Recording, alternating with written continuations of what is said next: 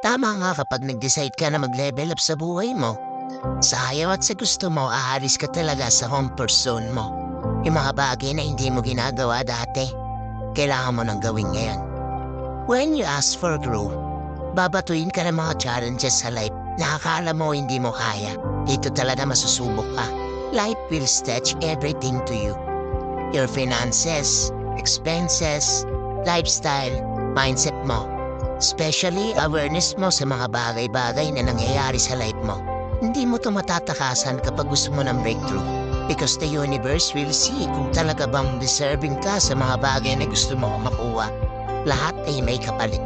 If you ask for success, when you should invest time, effort, passion, and persistence sa ginagawa mo. Kaya kung napanood mo to, accept the challenges na binibigay sa'yo. Embrace it. Naniniwala ako na kapag nalampasan mo yan, worth it lahat ang pagod mo.